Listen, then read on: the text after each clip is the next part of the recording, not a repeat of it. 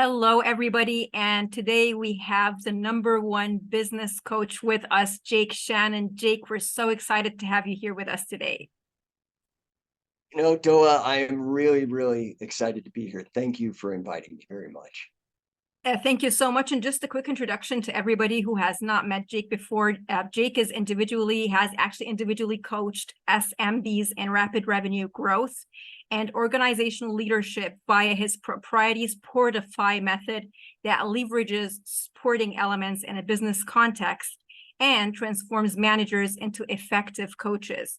Jake is an elite 10x business coach and is actually a licensed partner with the #1 sales and marketing trainer on the planet, Grant Cardone. He is a 10x certified speaker, coach, mentor, you call it. He has earned the GC Grant Cardone elite status and #2 coach within the first year. Jake, how are you?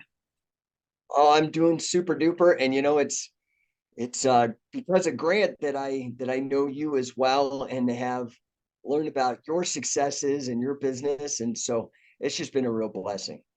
Well, Jake, you've helped me so much on a personal level. I had to share you and your advice with everybody else. I know there are like tons of entrepreneurs out there waiting to hear your, thoughts and ideas about how to get started or push their business forward. So I just wanted to start with asking you this question. Is rapid growth a real thing? It is indeed real, and it's Grant, honestly, that has really, really helped me understand at a deeper level. I had been doing business coaching for maybe about 10 years prior to connecting with Grant. But like so many of us, I actually, when lockdowns happened, I was taken a bit by surprise. And it was very, very difficult on all of my businesses. I have 3 businesses that I run. And I saw Grant on Undercover Billionaire and what he was able to accomplish during lockdown and even having COVID in 90 days. And that really was a huge, like almost spiritual awakening in a way, with regards to abundance and how quickly it can happen if you do put in, as Grant would say, the 10x amount of effort into it. So yeah, 100% rapid growth is completely possible. But I think a lot of that growth is a function of single-minded focus on 3 key elements. The first is client acquisition. You have to be completely obsessed with what I call revenue engineering, which is really this idea of figuring out the best ways to do inbound and outbound reach to your clients. So, sales and marketing combined in kind of a seamless process. So, client acquisition. 2, you've got to really leverage technology. I have a background, my wife and I run a software company. I've worked with software companies. And so I am constantly, this is something that Grant does as well, but I think he does it really on the social media side, but I think he does it completely. But, for example, like AI, I threw everything behind AI when it came out. I got 2 different certifications, um, threw everything I could to really learn this as quickly as possible. So #1, client acquisition. 2 is leveraging technology because of the ability to increase your productive output. I mean, it is really, really amazing. Especially this AI. I'm so blown away with it.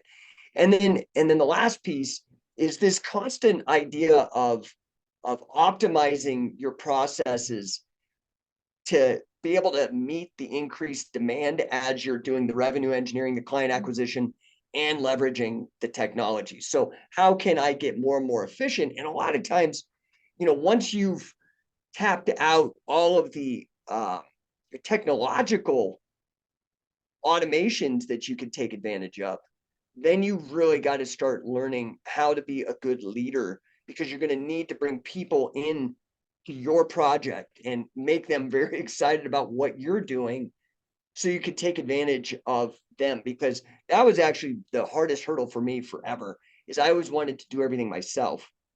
And I can you end up imagine. becoming the, yeah, right. Well, I think a lot of us entrepreneurs A are like that. A lot of lot of us us. are Yeah. type A.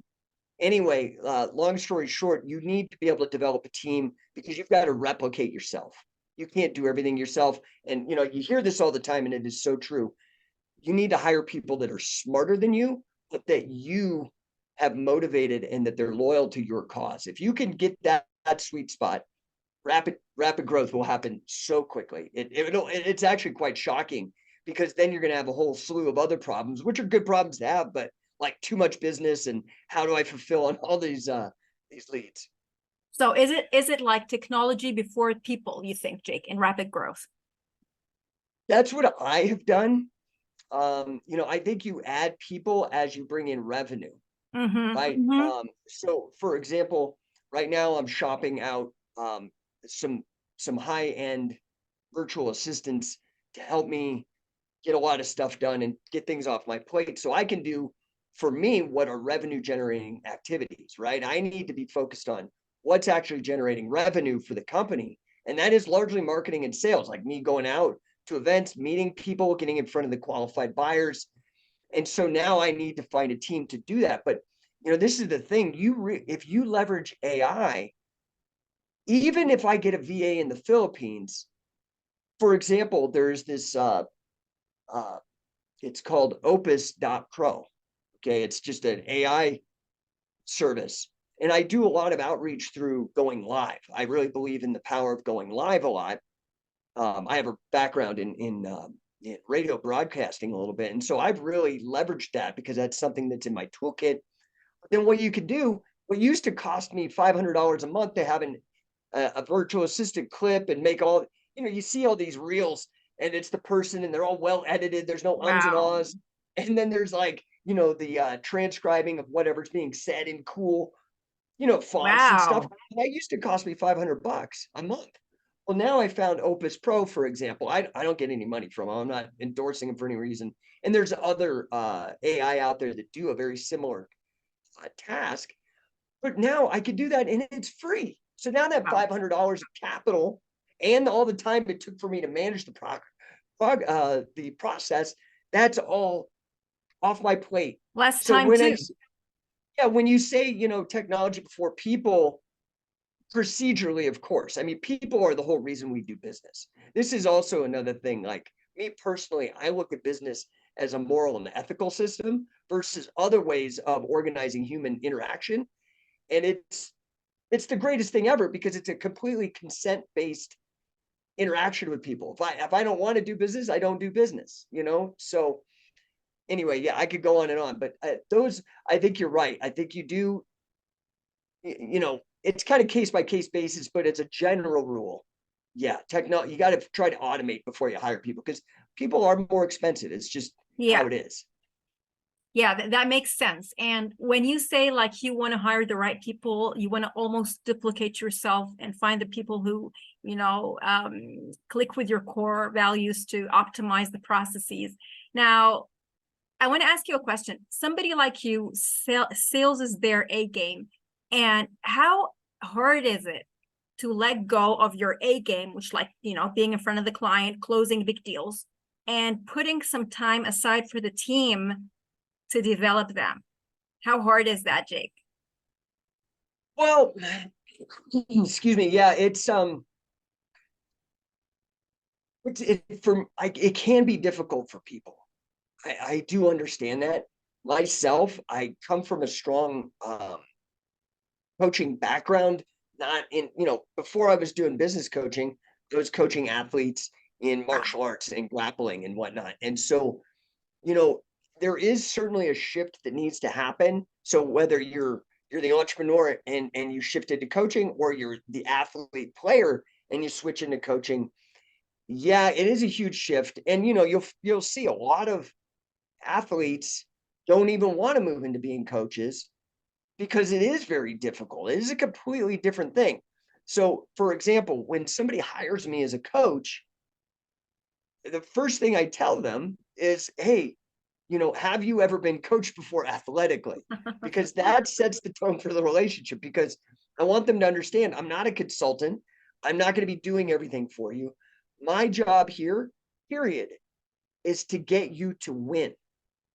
Whatever you help me figure out what the rules of the game are, and I'm going to come up with a strategy, and where I am here to help you win. But you're the athlete out on the field, taking the bumps and bruises, getting beat up, getting tired and sweating, but you're also the one going to have your hand raised or get the trophy or get the money in this case. So, I'm here basically to help you identify blind spots, to help you push through and understand your full potential, because all of us are plagued with self-doubt. All of us are plagued with voices in our head that who knows where they come from, when you're a child, or who knows, or just advertising. So it takes somebody to really care. And this is what I love about coaching, because sometimes, man, as a coach, sure, people are paying me, but like they pay tennis coaches, the big tennis stars have coaches, the Olympians all have coaches, and they get paid. There's nothing wrong with this. It's a job. Mhm. But the thing is like, if you're a coach, you may be the only person in this entrepreneur's life or athlete's life that actually truly cares about them. Even their parents, they may not want them to take risks, or their boyfriend, girlfriend might have a different idea, or husband or wife, or their kids. They love you, but hiring somebody who's actually out to help you win and won't let you get in the way of that. That's a whole thing. It's a whole different animal, right? So I enjoy it. I really, really do enjoy it. I'm very passionate about it. I love helping people. And in fact, my target is really kind of family businesses. I'll help anybody. I've worked, Wow. with Love companies that family aren't family businesses. businesses. But I love working with family businesses, because to me, I know that you're not in the United States, but I'm in the United States. And so that's my market. And here, it is so crazy. 99% of all businesses in the United States are small business. Half of the United States economy is due to small businesses. The crazy thing is that 98% of all small businesses under $100,000 or $100 million in annual revenue, 99% of all small businesses in the United States are stuck under $3 million Oh, annual ooh. revenue. 99, you said 98? Wow. 98%. And so, Oh, that I want to come in and flip. There's another famous statistics, and you have to pardon me. I love statistics because I worked as a statistician. I have a master's in financial mathematics. And so to me, I think metrics are very, very important, yeah. because they help you remove the emotion from the situation and just diagnose and fix what's going on. And, 9 out of 10 small business owners fail in their first 10 years, over 90%. Brutal. It's brutal. Brutal. I want to flip that. And again, I think the main reason, and I think this is what is so genius about Grant Cardone, the main reason that I find that these small businesses and these family businesses fail so overwhelmingly is because they don't focus on the rapid revenue growth, on the client acquisition, on the technology, and on acquiring a strong team. Those things, if you could get them to focus, most of these people fail because they're so focused on making the best beer or the best vacuum or the best service or product, and not developing. They don't do business development, if that makes sense. They need They're to too focus on patient. They are too patient. well, and there's that too. Yeah, urgency is absolutely important. Urgency is crucial. What happens, Jake, you've seen a lot of businesses grow or fail. What happens if an entrepreneur gets too sucked up in the quality aspects of whatever the products or services that they're offering, forgetting about the statistics, the revenues, the growth? What happens? Because some people are there right now. Yeah, and what will happen is that they will have the best product and nobody will know about it. I mean, that's what, you know, again, I hate to keep going back to Grant, but the guy is such a genius on this at this level of the game, right? That before that first break point, but what, when they're making up to $3 million a year in annual revenue, what Grant says is if they don't know you, they can't flow you. So, you know, you look at something like McDonald's, you know, McDonald's is a worldwide phenomenon, incredibly successful. Are they the best hamburger or the best known hamburger? Best known. They're not the best. They're actually, it's kind of gross. I don't even like them, Yeah. but that don't matter. They're making so much money. And how many lives, not only are they feeding people at an affordable rate, but they're also putting food on the family table for everybody that works there. Wow. You know, they're a massive employer. So, you know, I think a lot of what happens sometimes is, you know, look at like, for example, all this lockdown stuff. Everybody looked to the government to support them. Well, here in the United States, we got a pittance, and they ended up destroying, like I said, the backbone of the American economy. 34% of, I think the number is, and I could be wrong, but I remember the statistic, if I remember correctly, 34% of American businesses that closed during lockdown did not reopen. Oh. Ever. It just destroyed them. And if that's 50% of the American economy, it's a huge problem. Whereas, you know, if we can help these people, you know, it's this idea that, you know, you can either give a man a fish or you can teach a man to fish. Which one makes more sense? It makes more sense to teach them, because if I could teach everybody, great. But if I have to go get a fish, I can only provide for a few people that way. Yeah. So So, true. you know, I think that, like, you know, if we're going to change the world, this is honestly how I think it's going to happen, because I love business, like I said, because I look at it as a moral and ethical system of organizing human behavior, and it done properly, done ethically, business is a win-win situation. You know, you like my hat more than you like your $20, and I like your $20 more than I like my hat. Yeah. We trade and we both walk away happy, right? So Yeah. in mathematical game theory, that's called a positive sum game, or in Grant Cardone's parlance, it's the winner's exchange. And that, I Wow. love that.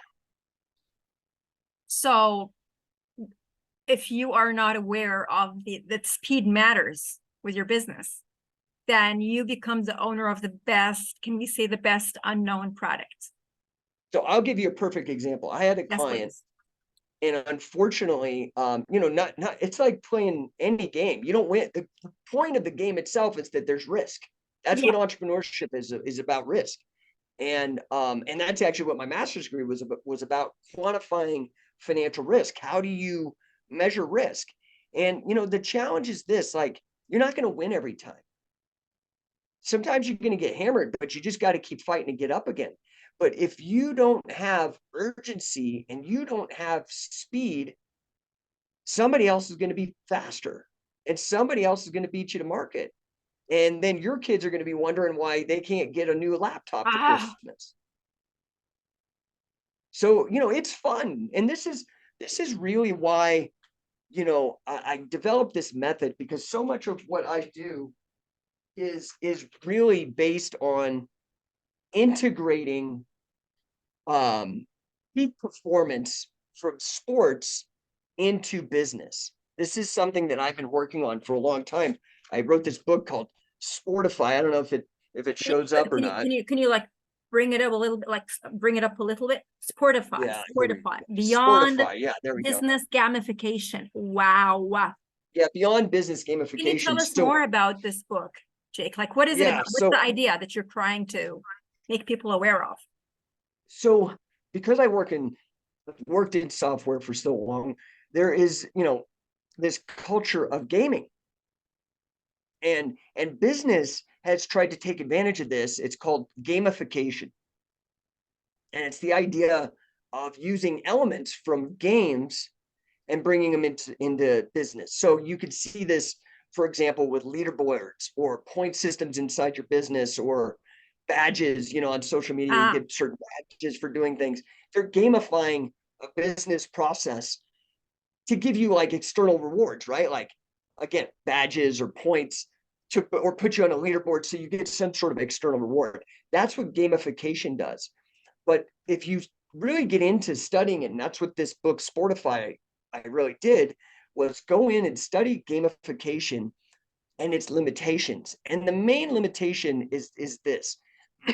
There are two, academically speaking, I mean, there's so many different ways to think of this, so I'm just providing a framework that's more academic. There's two ways of motivating people, and that's with intrinsic motivation or internal, and extrinsic or external motivators.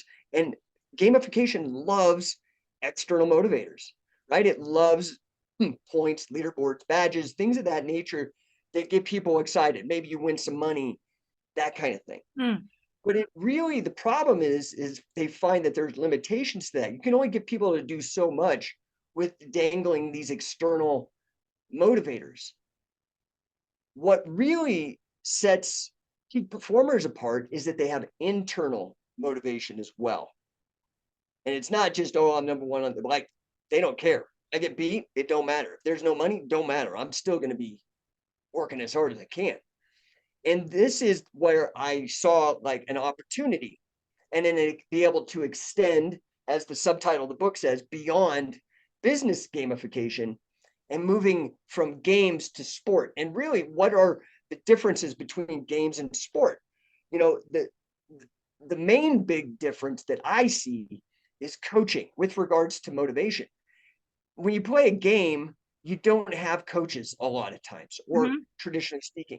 The coach themselves helps install a lot of internal motivation to the player if they're a good coach. So the first thing that I do in this Sportify method is, when I brought in on a client deal, for example, I come in and I rework the managers in the company and turn them into coaches. So that now I teach, most people in management don't know how to coach. And I don't want, man, I've never seen a little kid, when you say, hey, Johnny, hey, Mohammed, what do you want to do when you grow up? And not a single one ever, of all the 1,000 kids I've ever asked that question, go, oh, I want to be managed when I grow up. Not a single one. Boring kid. But most of the kids will give me something that they want to do that requires an excellent coach, like being a sports star or being a famous actor, or they want to do something where they have to be a peak performer. That is what I really do when I go into an organization with the Sportify, is I change the managers into coaches, and I create more of a sporting atmosphere where we have good sportsmanship. We really push everybody very hard. We have no emotions. If you don't perform, you're off the team, because we're here to win. It's not emotional. Because, you know, what I've found that a lot of these companies have a problem with is the manager is the problem, because they don't know how to create engagement with the staff. They don't know how to get them engaged in their job. So a lot of people, when they have a job, they're just showing up, again, because they're extrinsically motivated only by a paycheck. And even then, they're stealing a lot of times. They're just cashing a check and not really doing all the work. Whereas if we can change these managers into coaches, the coaches kind of get really in their business like a real coach. And is like, we get metrics so we can see, you're not performing. What are you doing? If you don't do this, you're out of the team. So really, that's what the sportification method that I've developed is how do we bring sporting elements, moving beyond just the game elements? How do we bring full sport elements into business? Because one thing I've ever seen is how fanatical people can be about their sports teams. Yes. And their athletes. And I want to take that same energy and put it into this fantastic moral and ethical system that I call business. And have this, can you imagine the lives we could change and the productivity and the mouths we could feed if everybody just as enthusiastic about Wow. producing and creating as they are cheering on their favorite football team or, boxing champion or whatever. I wish if people can actually cheer for their business the same way they're cheering for 100%. this would be like crazy. This would be so exciting. That's my vision. That's my vision, is to really take this culture and move beyond just gamification into actually sports. And then, so if one team wins over another team, it's not some acrimonious thing. It's just like, oh man, you have good sportsmanship. The other person just was better. You go back, you try to learn, you watch tape, you try to improve because there's sportsmanship. The other thing that I really try to do, honestly, is bring in some level of physical activity into business as well, because I think that the brain works better Yeah, when the body's working. absolutely. Pressure, stress. So this is that is, I mean, as much as I can do it in a quick nutshell, which wasn't very quick, unfortunately. I mean, But yeah, what thanks would for it take? asking. It's not easy. I mean, I'm sure it's easier said than done. What does it take? Like, what is one of the main things that you really do, Jake, to shift somebody who has a manager mindset into a coach's mindset, which is so different sometimes? So one of the things that I do is that, we really, I don't know how to say this, because there's multiple ways to look at this in terms of perspective. Let's again use the sporting metaphor. Okay. So if I were to have, let's say we have a team sport, or it could be an individual sport, like, like international wrestling. You're an individual, but you're also on a big team. So if I have somebody and I want them to win, now in a sporting context, in particular on the revenue engineering side with marketing and salespeople, because client acquisition is going to be the most important thing you can do, those we make sure, what are the metrics that we need? How many clients do we have? What is our pipeline? All of and this is in both inbound and outbound sales and marketing strategies. Okay. I get all the numbers down. That's the first thing. Then if I was coaching an athlete, I'm a coach. I'm going to meet with every single athlete on a weekly basis and look at their statistics with them. So let's say that I have I come into a company and they've got a sales team of 10. Okay. Of 10 sales managers. And then each of those sales managers has 5 or 6 sales representatives underneath them. I'm going to come in and I'm going to say, coaches, managers, what I want you to do is I want you to meet with every single one of those people on your team. You got 5 or 6 people. Monday is one team member, Tuesday is another, whatever. Figure it out for 15 minutes. You guys need to get to know each other. There needs to be clear communication about what the expectations are and what it means to win in your job. Let's be clear here. Let's say it's a sales team and it's outbound sales. You need to be making 150 calls a day. And if we break that, and now we can break that down into how many hours are you actively calling? So how many calls do you need to be making an hour? We could break that down to minutes. How many calls do you need to be making a minute?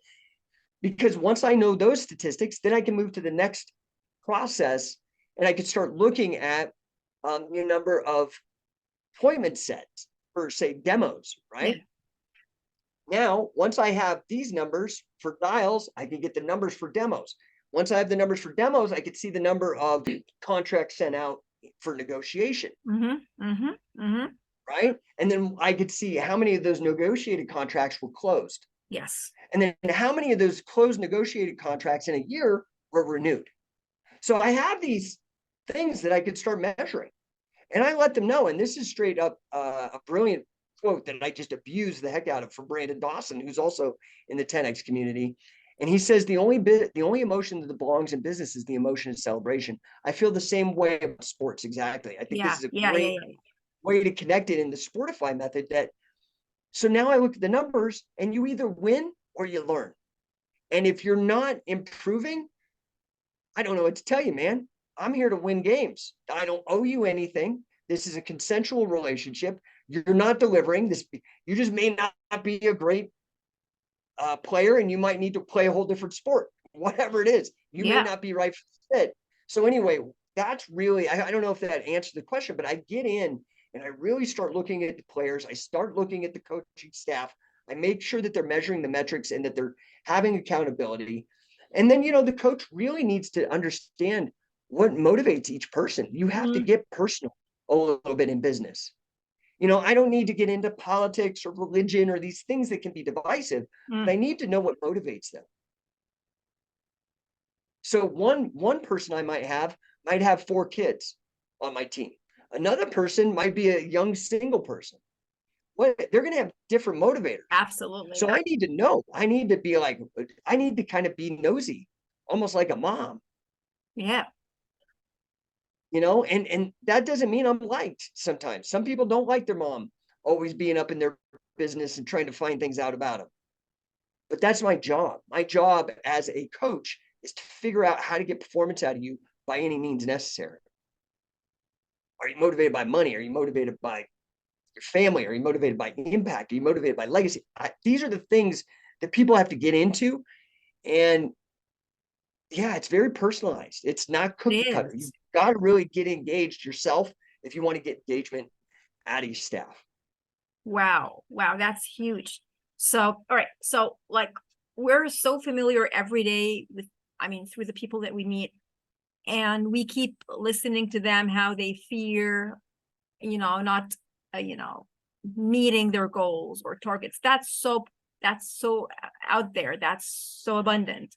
But then there are other people who would actually worry about succeeding if they actually follow the process to grow rapidly. And then that would be an obstacle in their head because they're worried, what if I grow too fast? What will I do then?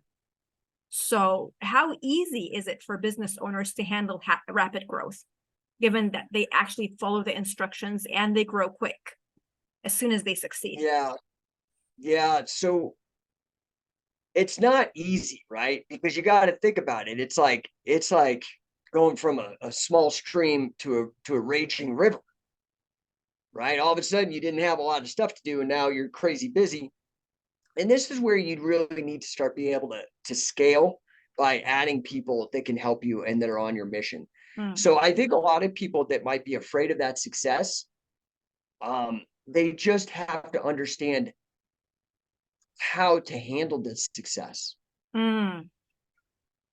Right? So, and by handling it, I mean actually controlling it. So, okay, I was going from having 1 client a month, now I have 10. Well, either I have to do less with each client so I can divide my attention Time. by 10, or I have to add more people to help me service those people better. I like adding more people. One, because you diversify your risk. If I get hit by a bus, and I'm in the hospital, I can't help anybody. But if I get hit by the bus and I've got a staff, I could still be like, oh, how's things doing? I could talk to them and the business keeps going. Yeah. I can help more people because, and I could deliver a better quality service. So not only just helping more clients, but helping people on my staff, putting food on their table because I've, through the reputation of the brand that the company you're with or the team you're on, you're able to actually make an impact like at all these crazy little ways. It's like watching rain on a lake and all the ripples. It's just almost countless the number of individual ripples that are going out and how they overlap. You've got to make a decision. What kind of problems do you want to have in life? Whether you're filthy rich, let's say somebody like Grant Cardone, this is a guy with like over $1 billion net worth. He might be at $2 billion in net worth. I don't know, right? Massively wealthy and successful. And then the guy that you see that has no money, living homeless, say, all of them have problems. I guarantee you Grant Cardone's got problems. I know that he's got people, suing him. He's got audits. He's got all of these problems, super stressful. People slandering him that never met him, all that kind of stuff. But, poor guy's got problems too. So what problems do you want to have? I Yeah. want to say that I want to have the more successful person problems. And so, somebody that's afraid of winning because they don't know how to handle it, you've just got to get them to take that jump anyway. Because sometimes some of this stuff, this is why I was so grateful to meet Grant, is that for years and years, I didn't have anybody. I didn't know anybody. Because the more and more successful you become, the more people are less successful than you. And you don't go to less successful people to get Yeah. better. You have to go. And so it's like in athletics. If I become the #1 greatest, what's your favorite sport, though? I don't even Tennis. know if you have. Okay, if I become the greatest tennis athlete, all of a sudden I start running out of people to ask questions about Yep. because I just have to figure it out and experiment myself because nobody's better than me. Yeah.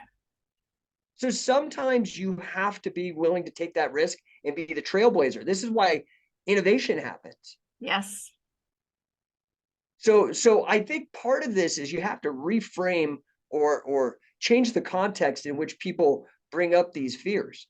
I mean, if somebody came to me and was like, "Oh man, we're growing too fast. I'm afraid." I'd be like, "Okay, I understand, but would you rather be afraid of success, too much success, or afraid of too much failure? I mean, you're gonna be afraid either way.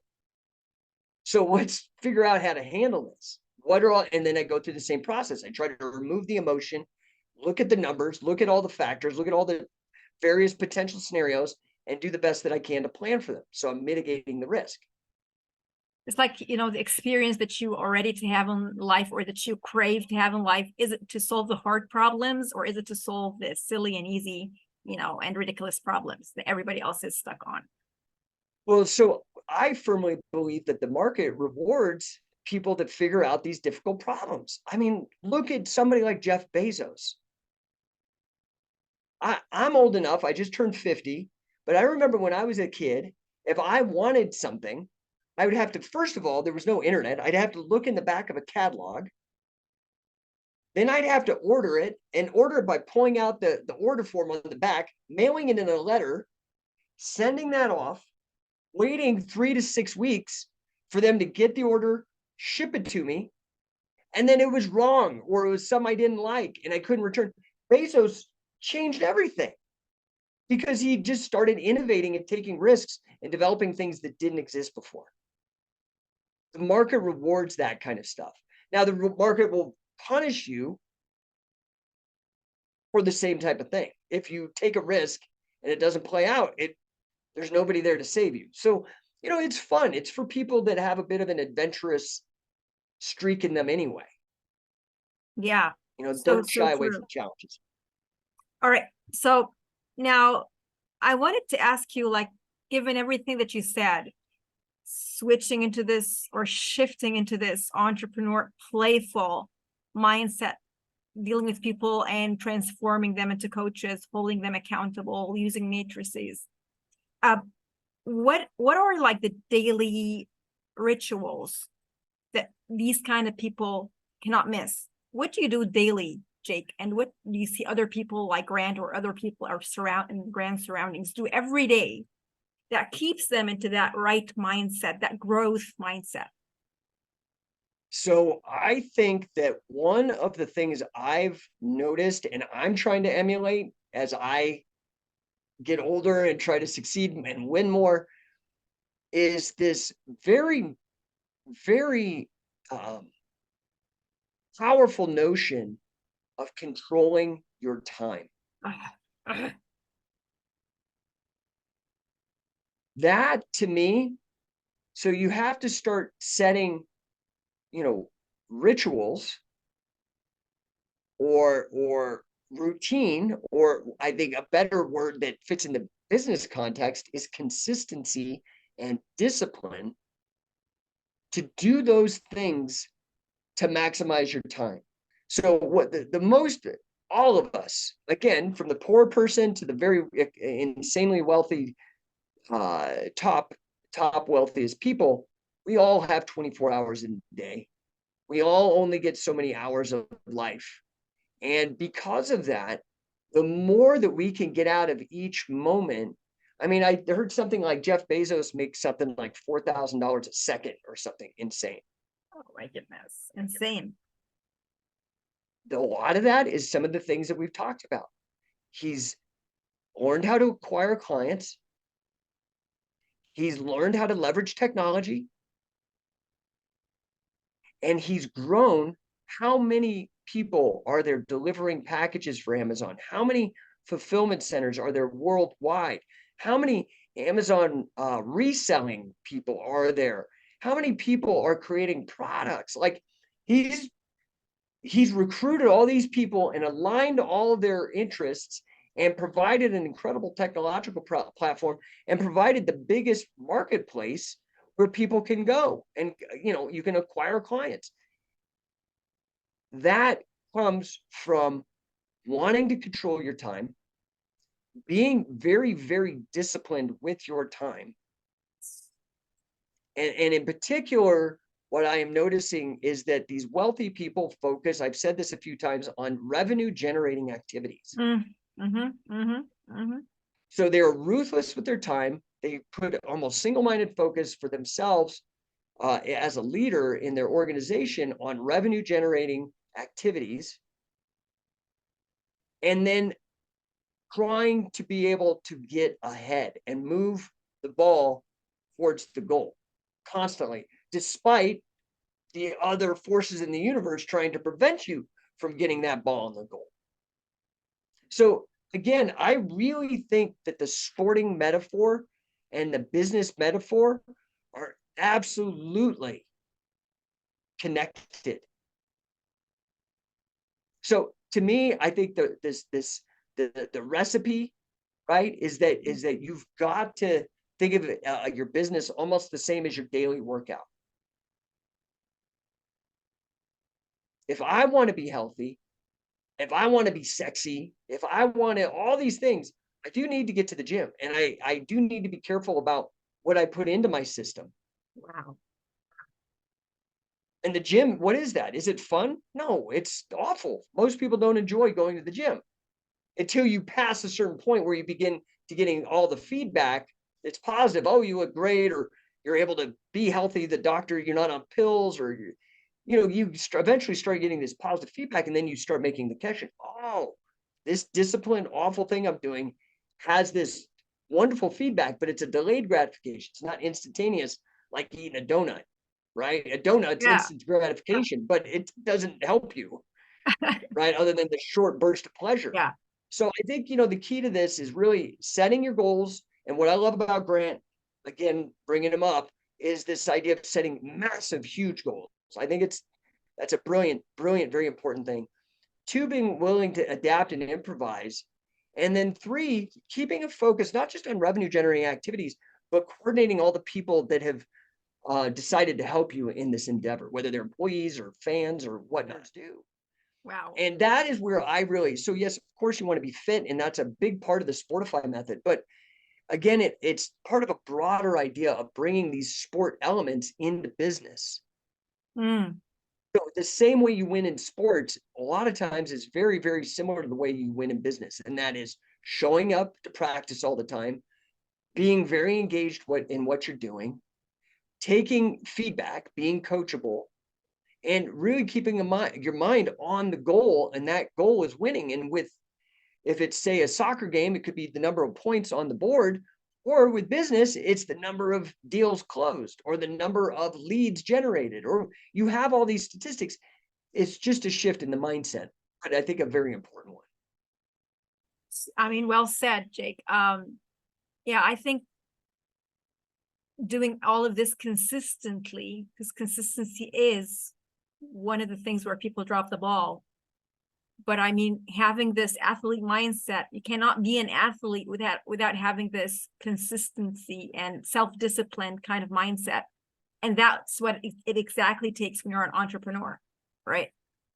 100%. And, look, not all, but there is in sports, okay, separate, but let's now talk about a difference between sports and business.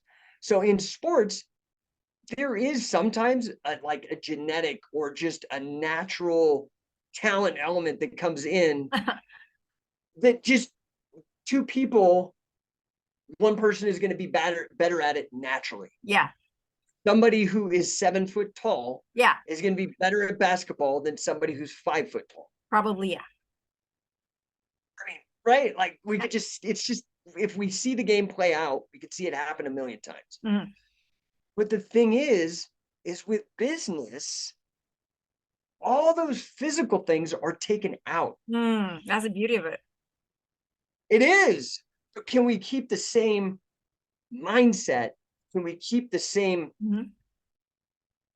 kind of almost like co-opetition, not competition, and it's not cooperation. It's this mixture that sporting provides that, yeah, I'm going to play you like you know, you and I are going to go against each other in a game of tennis. But we both agreed, like, okay, we're going here and somebody's got to win, somebody's got to lose, you know? And we're The going to thing enjoy that's, this. but we're still going to be better for having done it than Yeah, rather not having done it. absolutely. And part of that relies on the culture. Like we got to be good sportsmen. So be gracious in winning and be gracious in losing. Like all of these things. But again, the difference a lot of times between business and sport, one, we could remove that physical element. So everybody is on more of a even playing field. Now, where sometimes the difference is the networking. So if Yes. I was born into a wealthy family, I might have a better network Start of point. people. Right. So that is like, say, the difference. Like I might have better genes and be a better athlete. Well, I might be born into have parents that have a better network, and that's a natural advantage. But you could still, like Grant, you know, came up from zero money and figured out how to use his power base to develop this gigantic Yeah, following, so true. right? So I think the physical aspect is one difference, say, between sport and business. But there are other similarities that are like the genetic advantage in sports is almost like the networked family, you Yeah. know, it passes down. But then the other thing is like I said, a lot of times, sure, I may be in competition with somebody who provides a similar service to me. So one of my three businesses, I have this business where I do business coaching and work with Grant.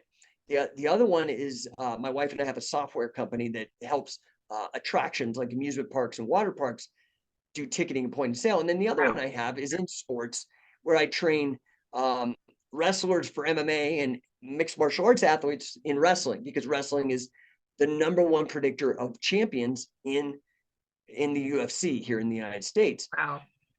So what what I what I have to have you understand is that, so another difference is that a lot of times in sports, it is a pure zero-sum game, meaning there's a winner and a loser, like I just alluded to. You're still both better for having played the game, you know, and like even in, let's say, boxing, one guy wins and one guy loses. Well, the guy who lost still made a lot of money, Yeah. more money, And fame. you know what I mean, than the guys that were further down the chain. But business, unless I'm like Pepsi and Coke, yeah, they're trying to win. Who has most market share? Who's profitable? Who brings in the most revenues? Whatever. But the thing is that business also is a positive sum game, like I mentioned in the example of the $20 in my hat. Mm. Sports doesn't have that same win-win element in the same way that business does.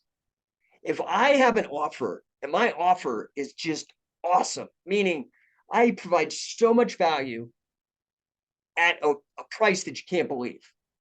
So, you know, for me, consulting with me, typically on my base level package, which is mostly doing the Sportify method with the C-suite level executives and transforming their management team, plus adding in the 10x business coaching on the revenue and sales side. That typical package would be $25,000 a year. Okay. So Now, good. It's well, value. it depends on who you tell that to. If Yeah. I say, yeah, you want me to be a coach for your team, it's gonna be $25,000 a year. And some people are like, oh my God, what? What? Oh, They can't believe it. you don't get the value. But if it's the right person, and I lay out that you're gonna get this, you get this, all this stuff, and they're like, whoa, and that's only $25,000. So, I mean, here in the United States, and in particular where I'm at, I'm in Denver, Colorado. Right now, we have a sports team that last year, I think, only won like one game. They were awful. And they brought in the right coach. And this Mhm. coach is making over a college team. This isn't professional sports, this is college. But this college here, University of Colorado Boulder, where I went to school, they paid this coach named Deion Sanders $5 million a year over $5 million on a 5-year contract. He's making $30 million over 5 years. All of a sudden, I'm like, well, that coach is making $5 million a year, and I'm just asking you to pay me $25,000, and I'm here to make sure your team wins with regards to money. So part of it is, I think, having people really understand context and, you know, the importance of these, what you're actually offering, like having clarity yourself on what you're doing. Yeah, absolutely. Jake, at this point, I'd love to know, I mean, although you did touch upon this before in this conversation, what is your big dream for the world? What is the intrinsic thing that moves you when you wake up every morning? What is it that you want to change about the world, that you feel that you're here to change about the world? I think my ultimate impact in the world, when I've done a lot of this work recently, so I'm really glad. Thank you for asking that question. It's a really great question. I've done a lot of work in the last year on my own personal brand and what my own mission and vision and values are, and what my brand house, what I want people to feel. And for me, it really is about professional development. My biggest impact is I want people to start winning and realize that a lot of their limitations are self-imposed. So my biggest impact is, I really want, as a coach, to reach as many people and really help them. So, for example, my two endeavors where I coach people, one in the grappling mixed martial arts space, and my mission in business, they both are about positively impacting as many people as I can, because I believe both endeavors, for me personally, I think wrestling or grappling is one of the greatest means of personal development ever discovered by humankind. And I also feel that for it being an entrepreneur and a small business owner. And a lot of the challenges are similar. You've got to really develop resilience. You've got to really develop a creativity and an innovative mindset that allows you to adapt to a highly competitive, changing landscape. So you get tougher through the resilience. You become really clever and sharp and aware through that kind of being in the mix and really living by your wits. You're not relying on a paycheck from anybody. You have to make it happen. If you don't, it's on you. Nobody's here to rescue you. So resilience, independence, creativity, and really helping as many people as possible. So the reason I mentioned that I've got a soft spot for family business, my wife and I have a family business with the software company. And I realize how many family businesses are out there and how many of them are struggling. And again, I personally believe business, when done ethically, I don't like the way big pharmaceutical companies have been acting, or other gigantic, there's something that happens, I think, when something gets so big, corruption almost always happens because there's not enough monitoring, or it's just so big. Bad actors can get away with things because it's so massive. I like small business, like I like small governments. You know what I mean? Like when they're a little bit more manageable, I think they're the most ethical, beautiful thing. And I would really love for other people to be able to catch that vision and care, so we see less acrimony, less divisiveness, less negativity on the planet, and more of this win-win, more of this positive sum game where people are actively engaged and passionate about what they do, and make the world a better place. So really, I mean, that's kind of my big vision, is at the granular level, at the individual level, to impact people, to make the world a better place, better than when they found it. I think that business is actually a moral and economic system of organizing human behavior, where people, a hardcore Christian, a hardcore atheist, a hardcore Muslim, a hardcore Mormon, everybody can still get together, just like sports. When I go to the gym, I will in a wrestling practice, I'll have a CEO, a janitor, mom. It's just all these different people mixing and being better together, and none of that stuff matters. Everybody still keeps their personal passions and beliefs to themselves, but they come together to increase abundance and wealth and living Mindset. standards for everybody. Absolutely. Wow, that's beautiful. So another thing that I want to ask you, and that's a pretty deep question. What would it mean for you if the world succeeds to recognize you the way you recognize yourself? What would that make you feel? Oh man. Well, I don't know. Uh yeah, that's hard because that's a really hard question. That's a great question. Ah, wow. In your lifetime? That's hard. Yeah, oh man, that's hard because part of why that's so hard is, the way I see myself is I'm gonna be real. I am so I almost cussed and I'm sorry. I am so freaking hard on myself. I'm almost relieved the rest of the world isn't as hard on me as I am on me. So I am I just got to be real. Like I am absolutely disgusted with myself on a regular basis because I know I can do better and I didn't do better. And I'm like, what to do? And so, but what this and again I think I heard Grant call it divine discontent. And that's cool. That sounds nice. And, everybody understands it like, oh, he's discontent and it's a divine thing. And so that communicates it well.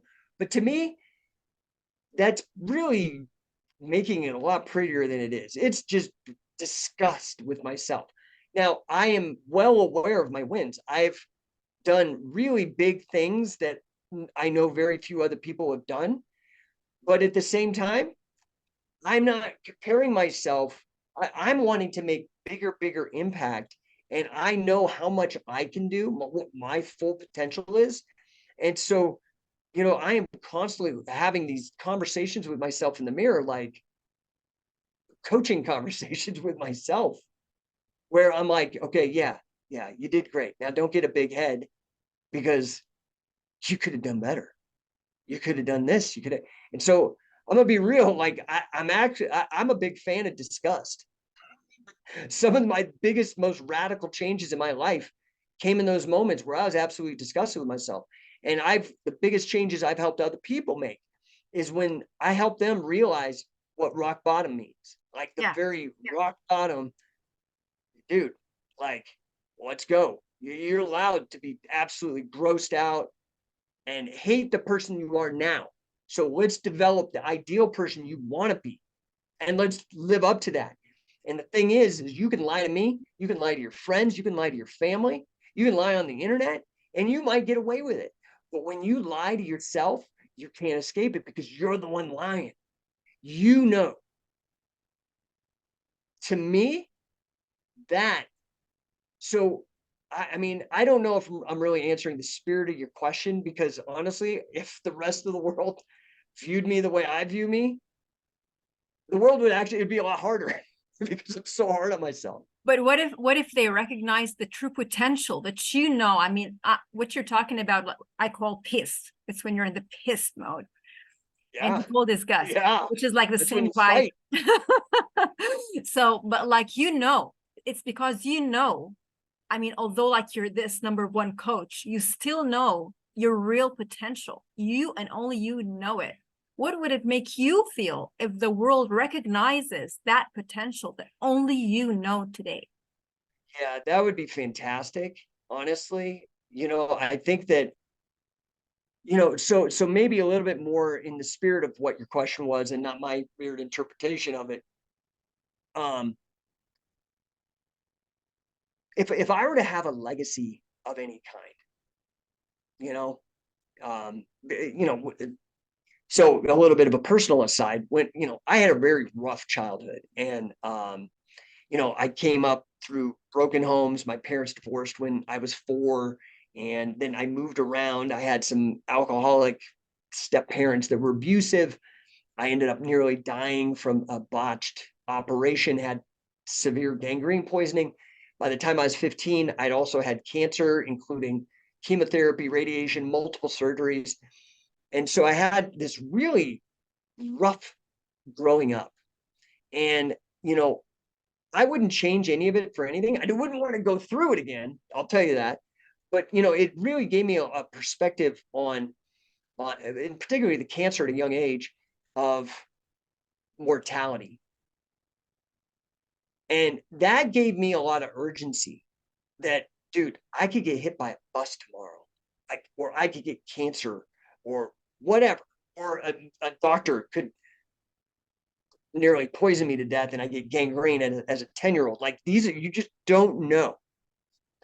And because of that, I think, I do think about legacy. And I think, as weird as it is, I want people to win. And I love Grant's mission because I do think it impacts people directly, especially family businesses. So that's where I have so much alignment with what Grant is doing and changing lives, materially speaking, like actually getting them to put food on the table and, live their dreams and be able to create memories with their children, go travel and be able to afford all this stuff. I love that. But, I think where my vision, that's where I match Grant, but I think maybe outside of that, or I don't know what Grant would think of this, but, for me, I've mentioned it a couple times, but, I believe in this idea of individuals, not groups. And because of that, I care about individual people and making sure that, I love this system of business. I've called it a moral and ethical framework built around mutually winning. But I wish that we could have less top-down, demand-oriented people telling us what to do or giving us handouts or things like that. Less of that, and people, and part of it is, at least in the United States, education is provided by the state for free. I mean, you're taxed, but people don't see that. So what ends up happening is a lot of times in the education system, I see a learned helplessness taught. They're taught to be helpless. I would love to see instead people from the bottom up instead of top down. People from the bottom up take responsibility, look at life like a sport, and really do the best and try to win. Because even in if you watch boxing or mixed martial arts, sometimes the guy who has the most impact, he's not the guy who wins. People love fighting spirit. If you watch the Rocky movies, the guy was a total loser, and it was this story of him just continually fighting. He wasn't talented. He didn't have any connections, but he just kept fighting and kept fighting and fighting. That fighting spirit he didn't even win in the first Rocky movie. He lost. But he was the center of the story because it was about his fighting spirit. I would love to see that. That kiss when you're talking about where it's disgusting. Because if you're disgusted with yourself, or you're divinely distant, if you're disgusted with yourself, or where you are, and then, I could do better for my family, I could do better for me, I could do better for my legacy, that means you're wanting to improve. You're wanting to go from where you are now to another level. I would love to be able to, so I don't want to, this is my legacy, I don't want my legacy to be people be disgusted with themselves.